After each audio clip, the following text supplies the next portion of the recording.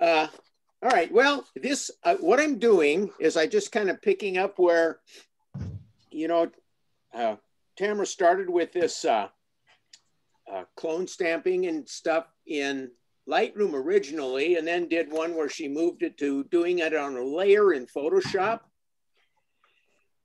And then, well, then I had one where I suggested that you do your stamping and spotting on an empty layer. And so we'll do, some of this is gonna kind of recap some of that as we go. There'll be bits and pieces of that, you know, and then Colleen had with the twirl thing, you know, she introduced using multiple layers and blend modes. So we're gonna deal with that too.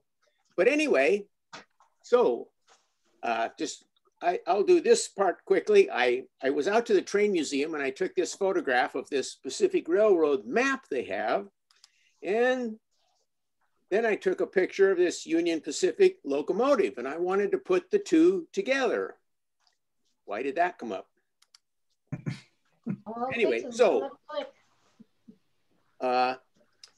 that's what I did. And now the way this works in Photoshop now, so I'm Command E, we'll see if this jumps to Photoshop away.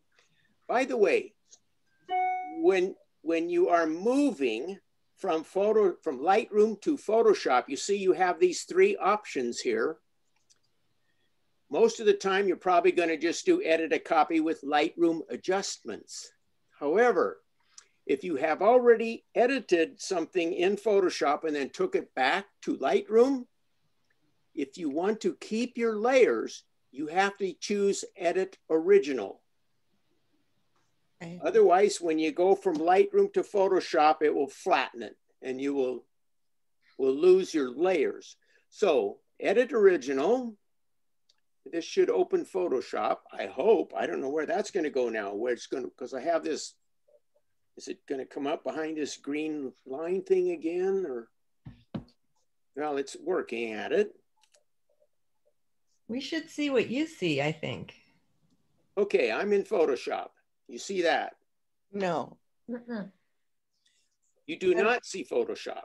Lightroom. All we have is Lightroom. Tim, as I recall, I had to click out of, can't remember. I had to click out of the Zoom and I had to have both my Lightroom and my Photoshop open, and I had to click on Photoshop to get it back up. Someone else maybe be able to explain it better. So I should exit share screen and then come back in. Is that? In Photoshop. Yes, okay. I hope. Okay, that's. Some people would know better than me. Okay, now I'm in Photoshop. Well, now where is my share screen stuff? It's out of sight. Tamara, help. Put your cursor down at the bottom, Tim, and see if it shows up. Well, I have it now, but if I do this, I don't see Photoshop there again. So I have to have Photoshop open to do that. I don't understand how this Lightroom works is the problem. It just, I don't know how to get it in the front where I can. It has to do with Zoom right now because you're in the Zoom program. You're not in the Adobe programs. And so it has to work differently. Well, I understand that. I just don't know how to make it come up in. Okay. There. No. Oh, we are in Photoshop now. Good. Okay, I need to try to shrink this window if I can a little bit because I want you to see the layers. Well, now let me change this one. Okay, there. Can you see all of that Photoshop, including the layers? Yes. Yeah. Okay, so far so good. All right. So basically what happens here is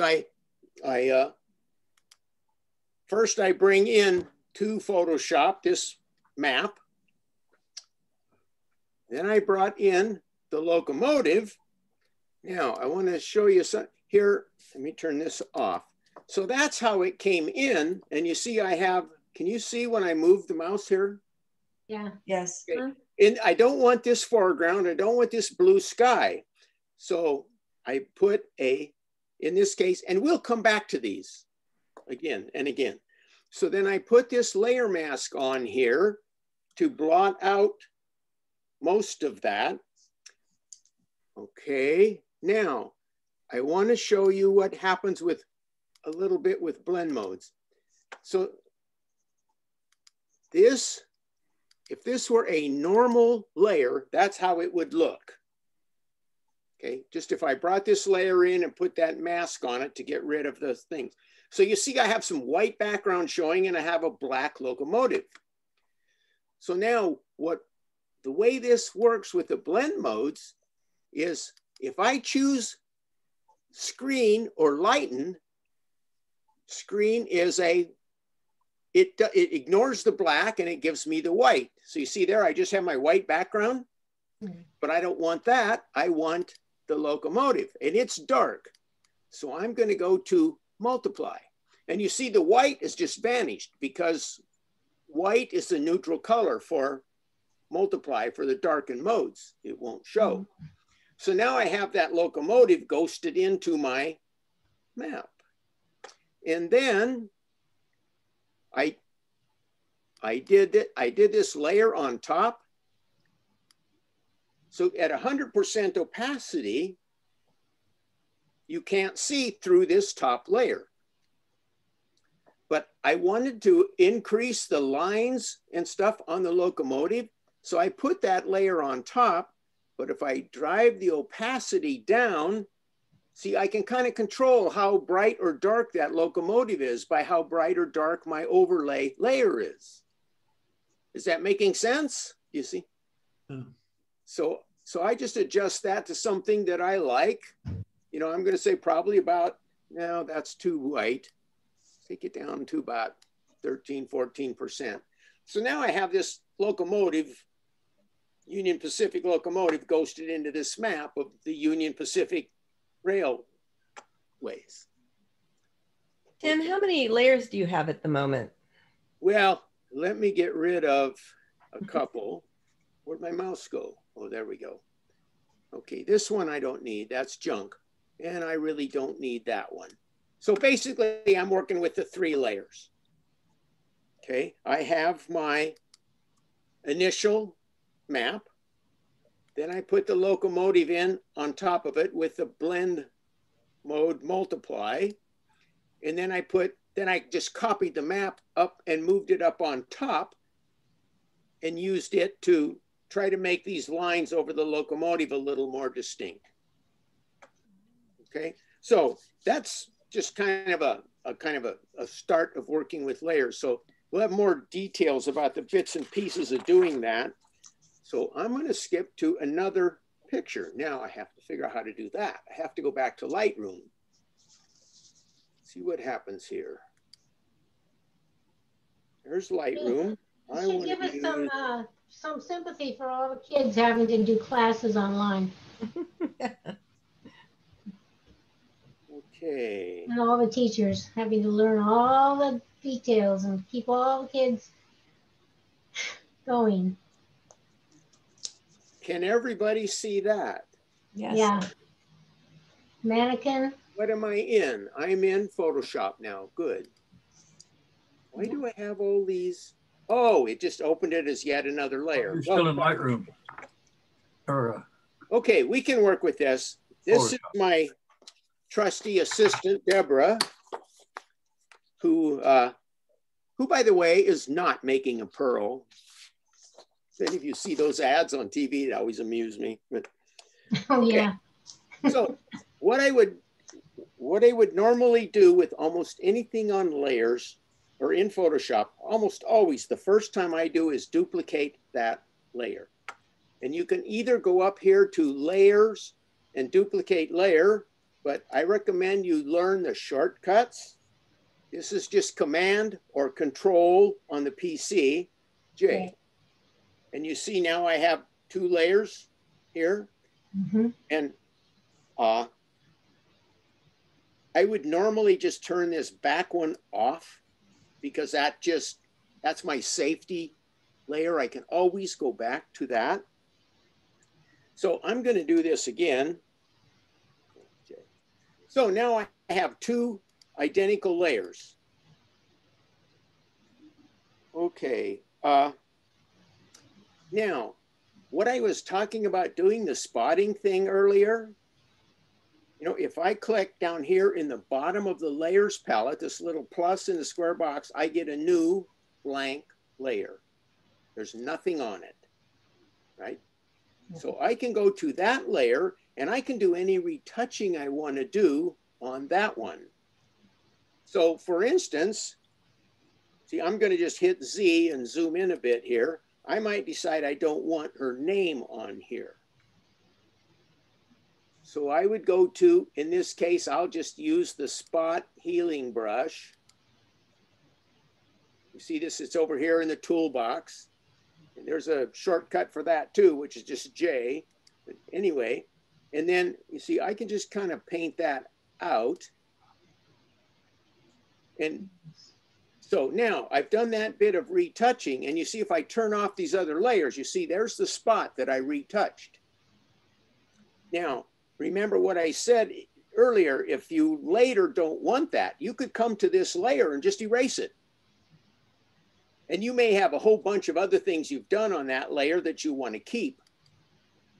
But okay, so the next thing you have to know about this is if you want to start working with other layers on top of that, and I want them to interact correctly, I'm probably going to have to merge these two layers. Okay. So I would just hit Command and select those two layers. You see that they're both highlighted gray. I'm going to right click and down here, merge visible. Now that just takes that blank layer I did the retouching on and this one and makes them a single layer. And the reason I did that is because now I'm going to do another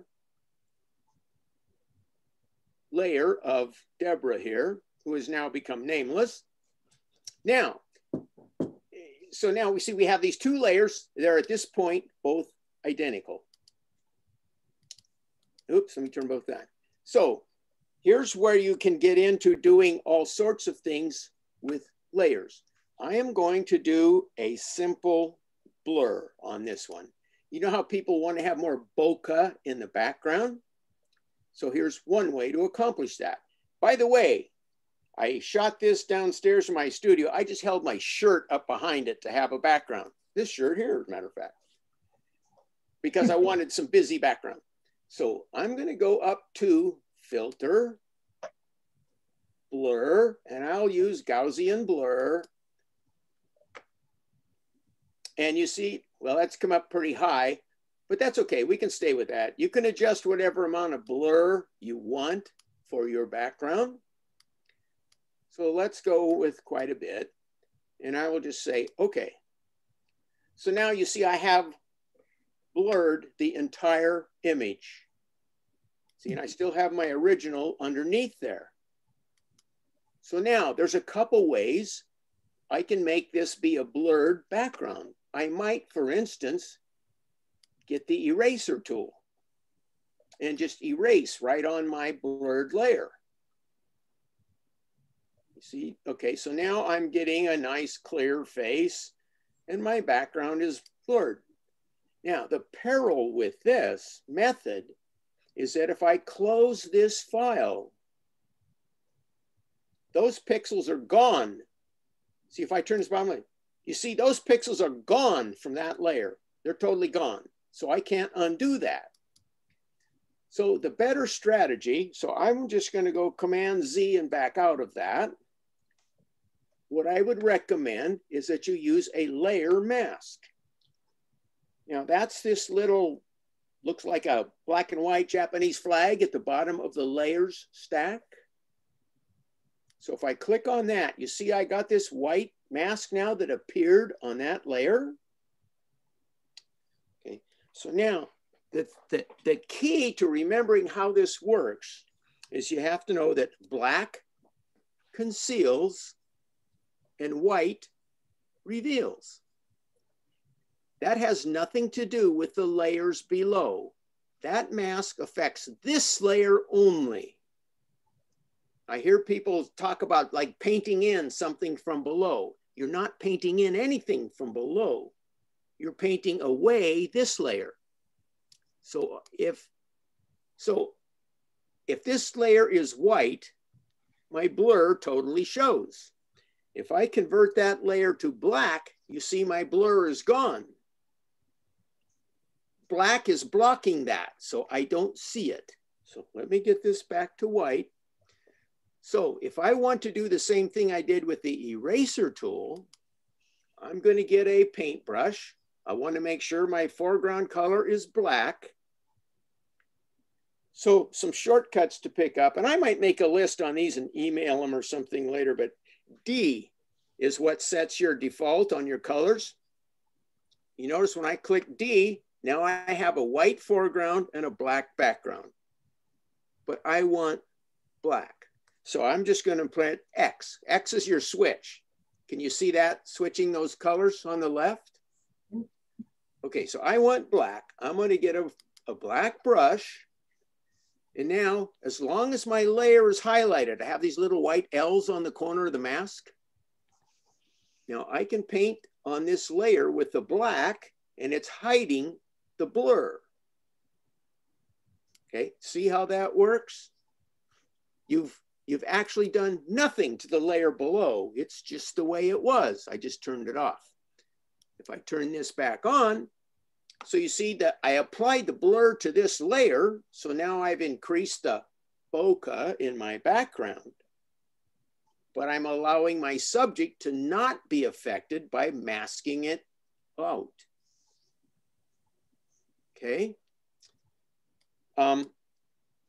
Now, let's just say, for instance, I'm masking away and I make this mistake. If I did that with the eraser tool and closed the file and came back, I'm living with that mistake forever. But with this mask, since I was painting on black to create that ability to see the layer below, I just switched to my white brush, paint it back in. So there's the beauty of these masks. You can paint it in with black, paint it away with white. If you can correct it. You know, maybe I didn't want it to go quite that far out, so let's just paint with white back over her hair.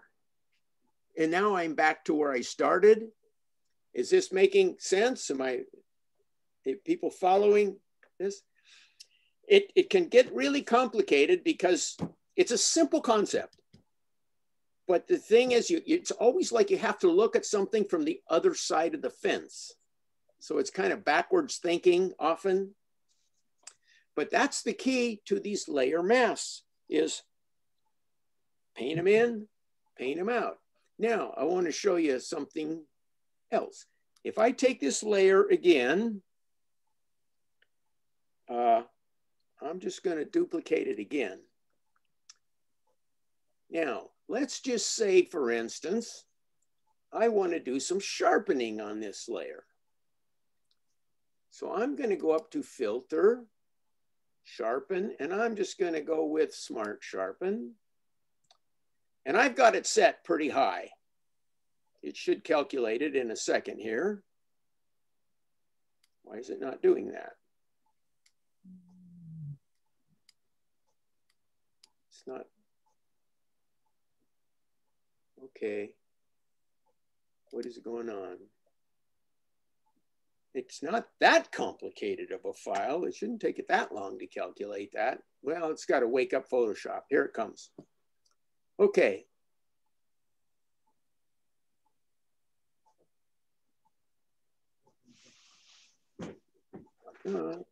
Let's see. What have I got going here? There's my blur. Where's my sharpen at?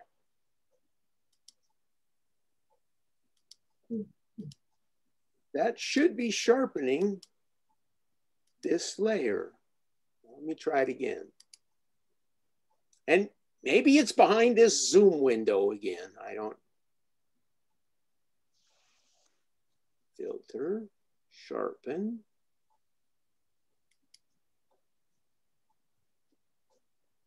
Why is it not computing? And why do I have this little square? Okay.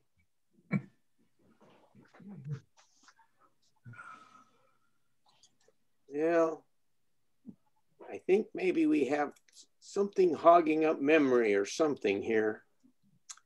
Well, crap. Layer you're on, the mask has a red X across it. Yeah. Well, that's because I turned the mask off because I wanted to see the sharpening appear. I don't know why this isn't doing it. It did it earlier today with no problem. Well, let's try something else. Just for fun. Let's see what happens if I oil paint. Is probably memory intensive too. Preview. Do you need to be on the mask down there? No, I need to be on the image. I want the image to do its thing. The mask, you can't really sharpen the, well, I think you can sharpen a mask, but I want to sharpen the image. Okay.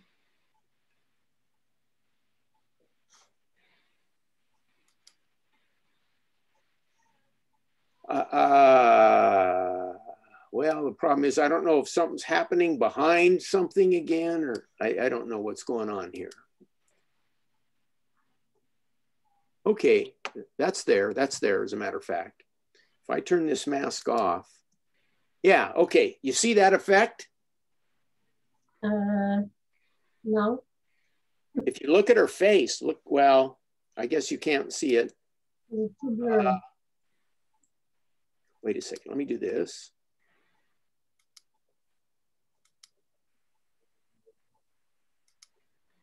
Why is this? Boy, I can see the blur. You can't see the little squiggly lines on her face? Yeah, you can. Huh. Well, it looks blurry to me.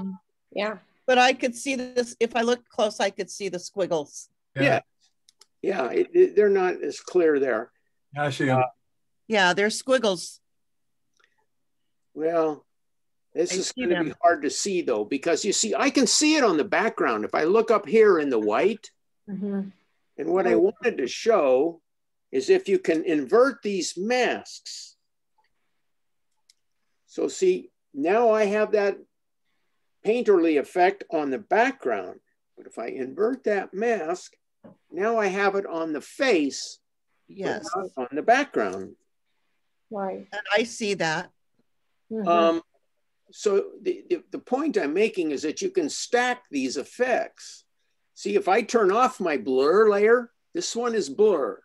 If I turn that off, see, I still have the painterly effect on her face, Yes. but now everything's on the background is back to normal. Yes. Okay? The thing here, and I will say that if you want to work with these, you just simply have to practice them and work with them, because you're going to run into problem after problem and have to think it through.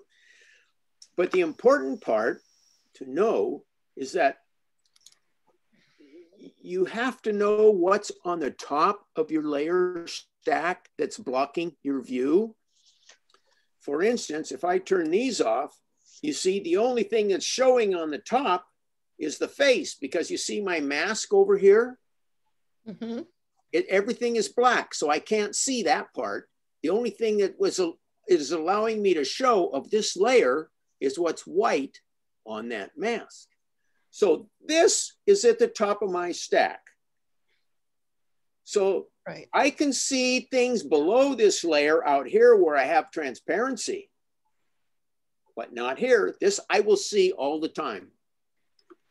Okay, I wanted to see when I turn the next layer on, now you can see the things behind it.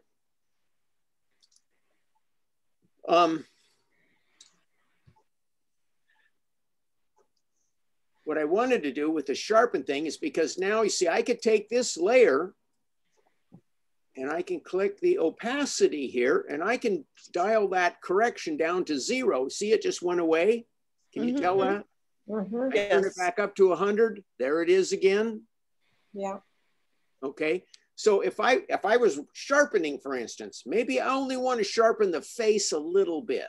So I might use 20% or something. So these are layers and methods of control that you just can't do in Lightroom. And you can't do them with this level of precision. Although what I'm doing here is pretty rough. But anyway, so let's skip that one. Let's bag that. I'm gonna close this. Now, this is something else about closing things. When you go from Photoshop back to Lightroom, if you click save, I believe it just adds the word edit after it. And if you do it again, it adds edit again.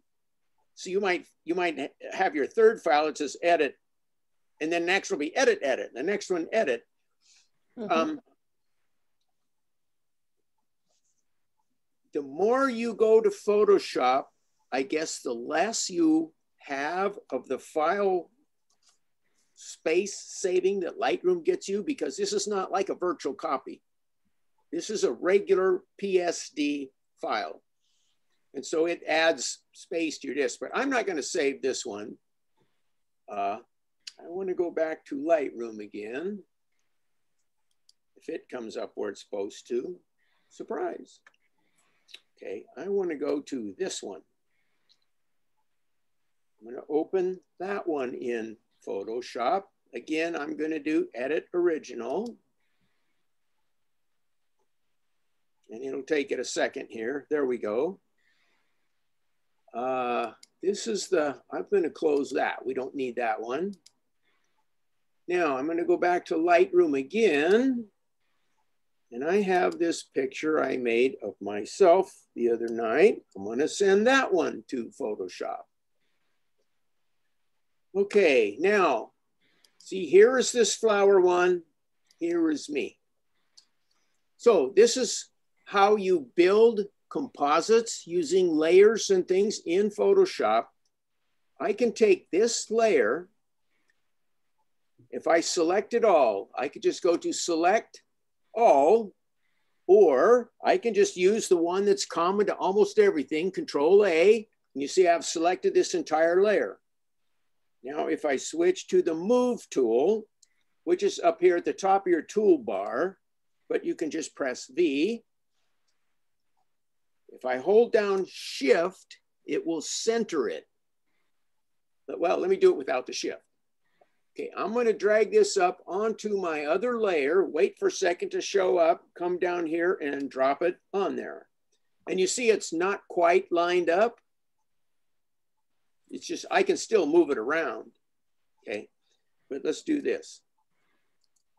So if I go back to this layer, I have it selected. If I hold Shift when I do that, I can come up and drop it on this layer and it will drop it right aligned perfectly.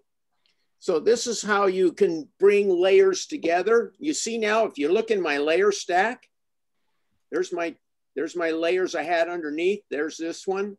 The reason I did these is, you remember when, okay, the stuff that Colleen showed us where we started doing layers. So I did with this flower. I made another layer and I twirled it one way. And I made another layer and I twirled it the other way, although that's a blend mode issue. If I go back to normal, okay, there's one twirl and there's the other one. And then we went up here with the blend modes. Remember that? So these blend modes are useful for lots of stuff. You'll see them a lot if you start messing with these.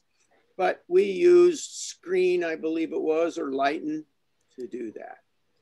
Now, at this point, one of the things I wanted people to see if you have not used what are called adjustment layers. You see this little half circle thing at the bottom of the layer palette?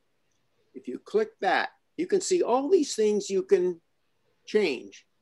Brightness, levels, curves, exposure, vibrance, hue, and such. You just gotta play around with those.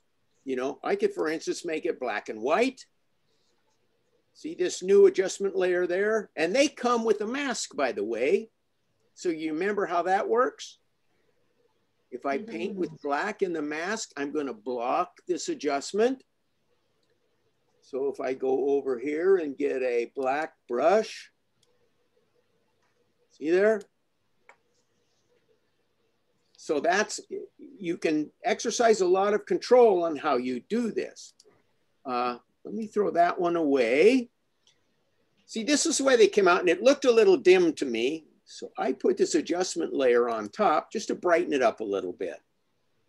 And if I click on the adjustment, you can see the controls up here. So I just brightened that up a little bit with that adjustment layer. So we'll leave that there for now. And then I have me on top. Now, by the way, you can add as many adjustment layers as you want, and it doesn't increase your file size very much. So, got me on top. So now, I'm on top. I'm gonna put a mask on my layer. That's this little flag thing again. So now I have a mask. Now, that mask is allowing me to show through fully. If I invert that, which is just, I just do with Command I or Control on the PC, see, I'm hiding me. So now I see what everything below me. But you see that mask didn't affect anything else. It only affected the layer that I am on. Okay. So if I get a black brush, see, we're back to this brushing in and out again. I'm going to get a black brush. Now, something else about brushes I will show you. On the Mac, it's Control Option. On the PC, I think it's Control Alt, or it might be Alt. No, it's Control Alt, I think. Anyway, if I hold down Control and Option on the Mac, you see that? I see that brush turns orange. Then when I click my mouse, if I slide right or left, I can make my brush larger or smaller.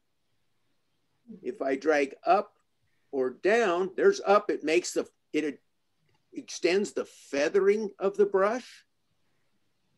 So I find that so much faster when I want to resize a brush when I'm working, instead of going to the bracket keys and clicking on them, or going up here to your controls and sliding your hardness or softness or your size up there. I just hit, I just hit Control Alt and just size my brush whatever I need and set the opacity. Much quicker. So now I have this black brush on a white mask again, right? So I can paint my shirt.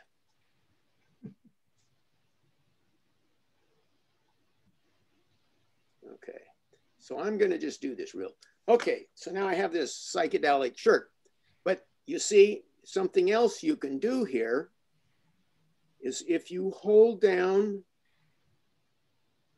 Option or Alt on the PC and click right on the mask, it now puts that mask out into my picture area. Now you see I have all kinds of spaces I missed. I can just take my black brush and just paint those in right here. See, all of this happens as long as I have my mask selected with these little corners around the mask. Okay, that's important. So I can clean up my mask. Maybe I can maybe switch to white by hitting X, and maybe I didn't want that much. I can clean that up. Now if I hold down Option and click on my layer mask again, I get it back. So I need to paint this sleeve back in again. So I'm going to hit X, get a black brush, get that back in again. if I want my shirt to kind of show, okay, well, that's interesting. Let's everything show. That's all right. But anyway, so are you starting to get a feel for this? White reveals, black conceals, painted in, painted out kind of concept. This gives I get so the much feeling of it, Tim. Tim, to me, it's more helpful for me to look at the color of the mask and see if it's white. Then I know that painting black will hide things. But if the mask is black, then I know that painting the other way will hide things. Instead of reveals and conceals, which I can never remember. I'm sorry, I didn't quite follow that. If you look at the mask and it's white. If it's white, and then I want to paint with black, then I can see through it, right?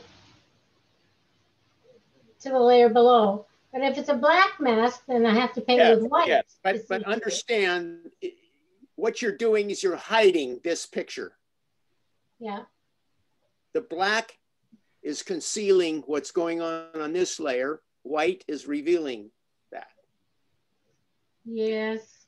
I Yeah. just find that hard to memorize because I could easily turn it around. White reveals, black conceals. You can see in the light, you cannot see in the dark. Yeah, however you want to. If in doubt, watch this. I just switched the mask by pressing Control or Command I. It just inverts the mask. Right. So now I'm masking out everything around me, but the white is on my shirt, so I can see my shirt. And the white is now revealing it. Yes, the white is revealing the shirt that you see right here on this little layer. Okay. Now, you're going to find when you mess with these, which way do you want to go? Do you want a white mask and paint with black? Or do you want a black mask and paint with white? You see, I could do this exactly the same, couldn't I? If I made this mask, let's just say this mask is, okay, what do I want to do here? I want to paint away that. So let me trash this mask. And I'm going to put a new one up there. I'm going to fill it with black. I'm going to invert it so that it's black. But see, it's harder to see what I'm doing. So now I can take white. I'm going to flip this to white. And let's get a little bigger brush. Okay. So now I can paint all this out.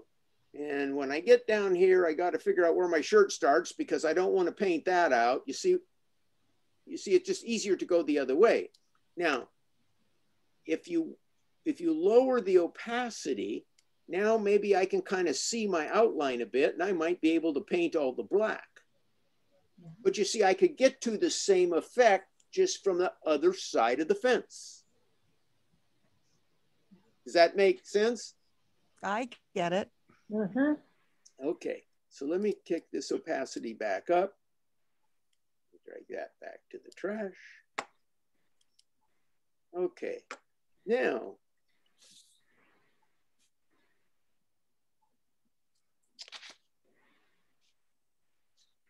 then where the real power of this stuff comes in is using selections, because that's where you get your precision on what you do. So I'm going to start with this picture, and I'm just going to go up here and get the lasso tool. There's at least 10 ways to make selections. So you need to spend some time on YouTube for this, but I'm just going to quickly select my shirt. It's really sloppy. Okay. Well, that's not very good. So Command D removes selections. So let me kind of start over here.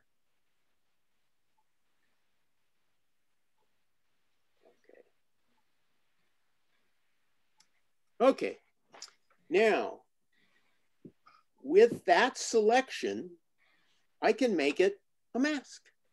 all I have to do is go over here and click this little mask icon. Poof, now I have a mask. However, it's the wrong way around, isn't it? So Command I and invert that. Now I'm back to where I was when I painted it with a paintbrush. And now, something I want to put in here. When you have a selection like this, you might need to clean it up or refine it a little bit.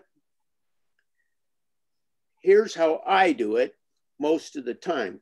On the bottom of your toolbar, you see this little mask thing? It looks like the mask over on the, I click that. That is called a quick mask. So I'm going to invert that. Now I want to clean up this selection. I do it the same way I do layer masks. Paint with white, paint with black. If I get a black brush, I want a paintbrush, and I'm going to make it small and hard. And see where my shirt bulges out? I can kind of just paint that in there. And I can get the rest of this on my collar and up here. And I got out of my hand down here. So I'm going to switch to white, and I can paint that off of my hand, and then switch back to black, and I can paint this in here. See, I'm doing exactly the same thing I was doing with a layer mask. This is a mask. It's called quick mask, but it's a way to clean up and correct your selections pretty easily. See, I can clean up where I overpainted here, you know, and then let's say, oops, I made a mistake. Well, I just click X, switch to the other color, paint it back. Now, this is quickly and roughly done, but if you use a really smaller brush and take your time, you can really clean up a selection pretty nicely. Now, when I've got my mask stuff cleaned up the way I want it, all I have to do is go click on this little icon again. Poof, now I have a selection. But notice, this selection is selecting everything outside of me, isn't it? You see the marching ants around the whole frame and also here, but I want the shirt. So I just invert that, Command I. No, I'm sorry, that's wrong. When you invert a selection, look up here on your select menu. It says inverse. Your shortcuts, by the way, are here. You'll find them. You see up here, it is Shift Command I. On the PC, it's going to be Shift Control I. So I'm going to do a Shift Command I, and now I have my shirt selected. And now I can do what I did before if I want. I can go over here and bounce that out as a layer mask, invert the layer mask, come back to where I started. Okay, so that, play with that quick mask because that's a way to kind of tidy up the edges of your selections. And you just have to experiment with your brushes on how much feathering you want. Usually you want a little bit because it keeps that edge a little soft so it doesn't look like you took scissors to it. Okay, so we did the layer mask. Well, that's probably enough. That's probably more than enough to think about for a few days. But Tim? If you want to make headway with this, you just have to take some files and load them up and go. Now, Tim, how do you save this? So you save all the layers. Is it just save in Photoshop, you know, file, kind of file? It depends. If I'm done with something totally, I might just flatten it. You know, you go over here and click in your layers and it says flatten image. That just pops everything down to one file. But the beauty of these adjustment layers in particular, and all this layer structure I've had, is that you can close this file and you can go back to it a month later and fix something or change something or adjust it. So when you do this, when you're done with this file, Okay, that's not going to be that one. I need to close that one. We don't need that anymore. Okay, so when I click to close this, it asks me if I want to save it. Well, I'm going to say yes, save. When I'm in Photoshop, it will bounce this down to Lightroom. It's saving. I can't believe how long some of these things take sometimes. But now if I go back to Lightroom, it should drop it in right here beside this. Should. Oh, okay. See what happened? I just overwrote my file that I had. So maybe I should have went to File, Save As, and gave it a new name. Hmm. It It still didn't might ask be you if in your you wanted to Lightroom. overwrite it. That's kind of alarming. Well, that's why I say, and I've said this about lots of things in Photoshop, if you want to know, you really need to make a little folder of dummy files. Just pick some at random and experiment with this stuff so you know how it works before you do 4 hours of work on something and then, oh crap, it's gone. You know, you want to know how this works beforehand. And obviously I didn't, did I? So now, see, if I want to take this image back to Photoshop, Command E, see this, edit original again? No, we don't have it, Tim. You can't see that? No. You have to go out and back in. Oh, that stuff. Yeah. Well, I'm just going to say edit, open it.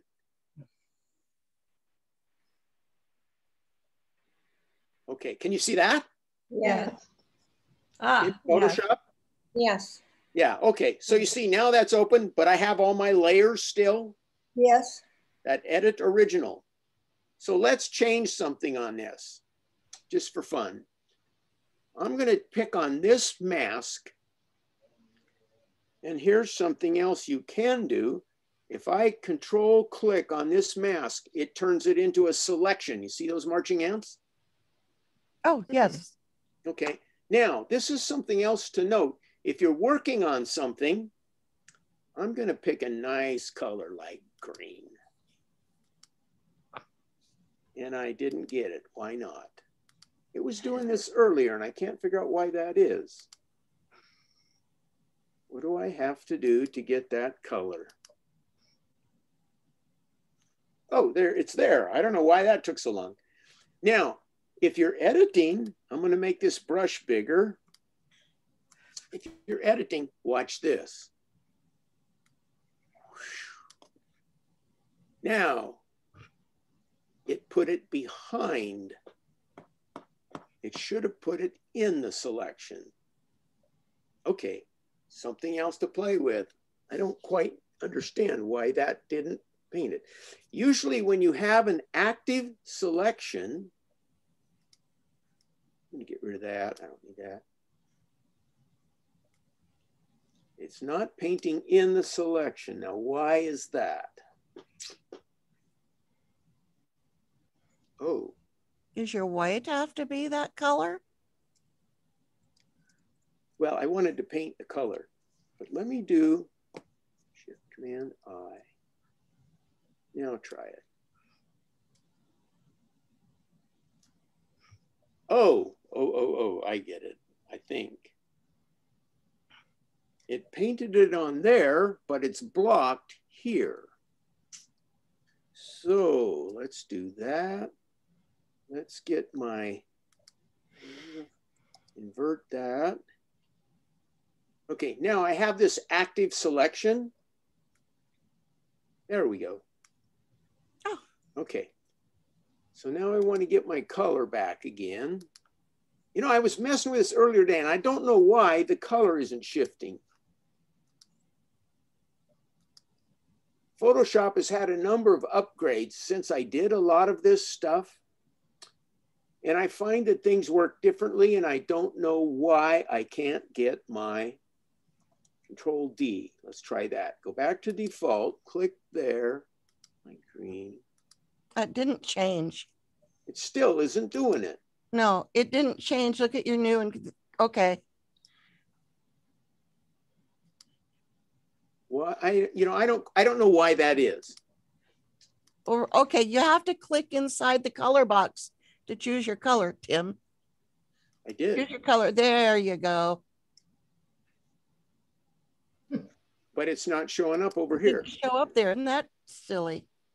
Yeah, I don't know why that is.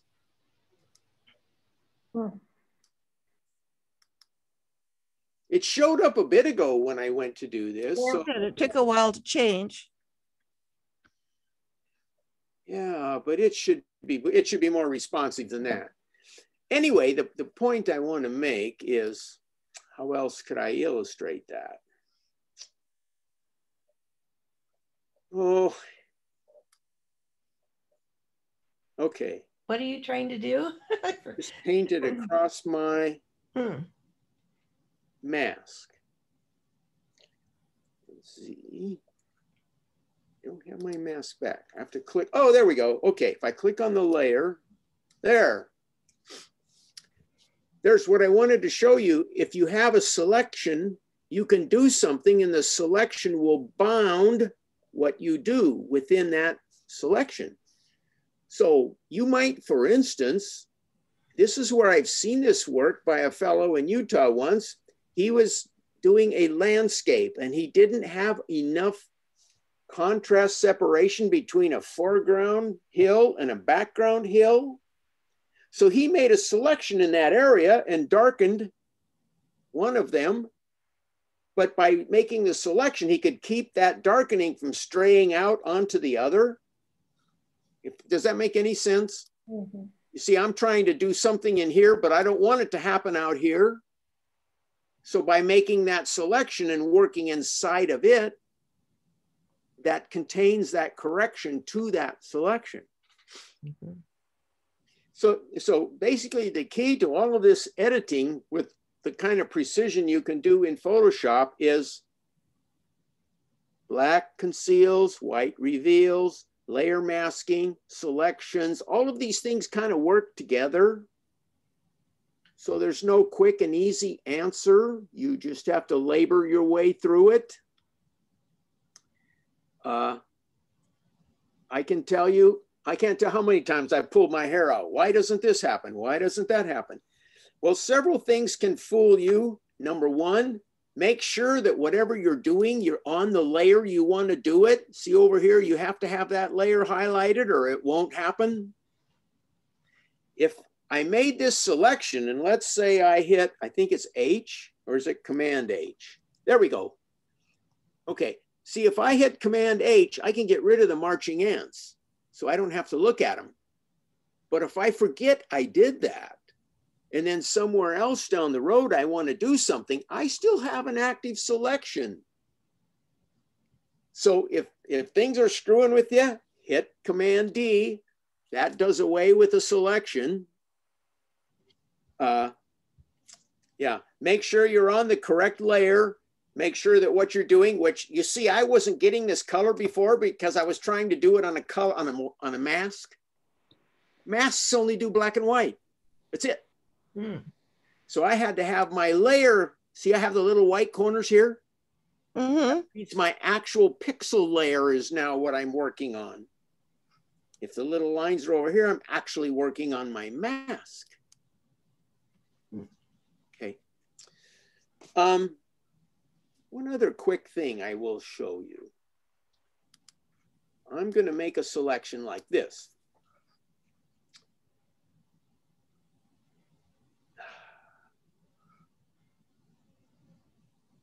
Maybe I was thinking I would jump to something, but for instance, I'm going to go back to my green brush.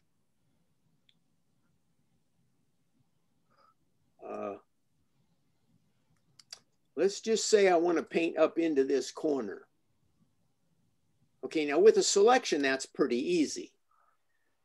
That doesn't illustrate what I want to do.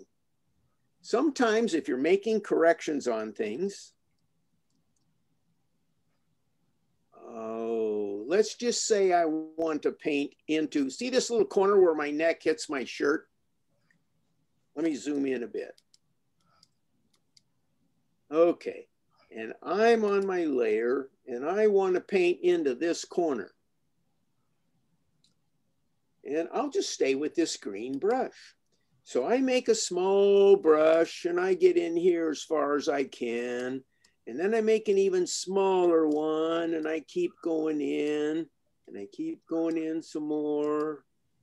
Sometimes it is easier to do to paint out. Don't paint yourself in a corner, paint yourself out of the corner. So maybe might be easier to just paint this all over. And if I turn that opacity down a bit, well, that's not, well, I don't have this set up very well for that. But the point I want to make is sometimes it's easier to overpaint. In this case, I would take an eraser and erase this straight line and this straight line. That's easier than trying to paint into a corner.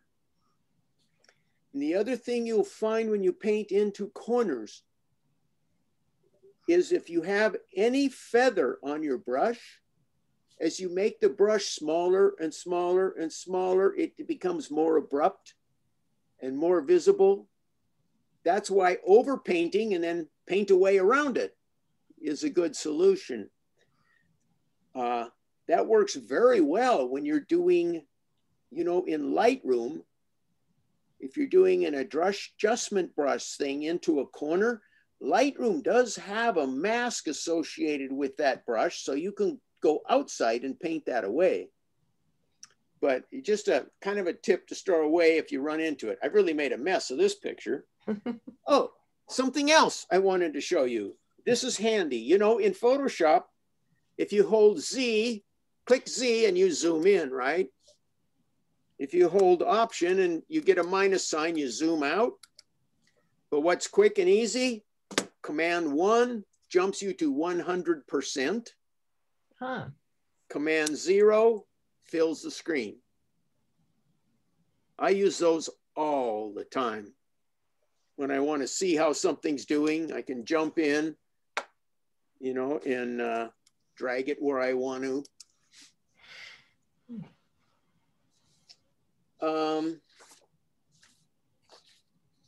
If somebody wants to, are you interested in these, writing down these shortcuts? I can read them off kind of slowly, or I can maybe put them in an email and send them. How about an email? Okay. I agree. That'd be Okay. great. I will type them up on something and just put them on the club email. Thank you. Anyway, this is just kind of an introduction to, you spend some time on YouTube. There's a lot of tips for selecting, a lot of tips for using layer masks, you know, and a lot of other editing tips for doing things to your pictures. And it really just takes a lot of practice. And a lot Ask of Alice. Yes, sir. Ask Alice. She had her marathon thing with her Teton picture. It was layering and compositing and Months. It took me months. Which picture is that, Alice? Well, I haven't, you guys haven't seen it. I'll put it in some month. I'll put it in there. Okay. but it was a very complicated process that you had tried to do to change the sky, change some mountains, change some foreground. It's but Well, that's really the only way to learn it, is just make projects and make them happen. Good to know. I've experimented with masks and I always forget, and then I just never do it again. So hopefully this will get me going on it again. Yeah, you really have to practice it regularly to get, like I say, it's a different thinking, you know. You have black or white, and which side of the fence are you on, and where do you want to get to? And it's just learning to, okay, I'm thinking of it this way. Now I have to flip that and think this way. And It just takes a little practice. Anyway, that's Thank my you, story. Tim. Hope Thank it's helpful for somebody. If people have questions, feel free. You can give me a call, an email, or something. I'd be willing to answer what I can. It's sometimes difficult if you see my layer stack here.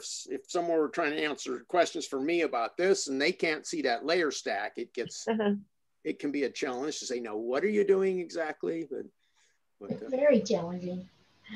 I'd be willing to help what I can. Thank you very much, Thanks, Tim. Tim. Thanks, Tim. Thanks. Thanks, It was Tim. great. Good Good job. evening, everybody. Thanks, Tim. All right. Makes me inspired to try some more. We do have a deadline tonight if you didn't put your pictures in yet for next week. I'm sorry, what's it? We have the deadline tonight at midnight Oh. for answering Oh pictures. yeah, I almost forgot that. Don't forget. What are these for? Oh, these are for minimalism. No, it's the second one on Print. Smart Skies. It's skies. For print. Guys, minimalism is Yeah, next time. next Maybe I'll time. come up with something. All right, thanks a lot. I'm gonna say good night. Good night. Good night. Bye, Lynn. All right.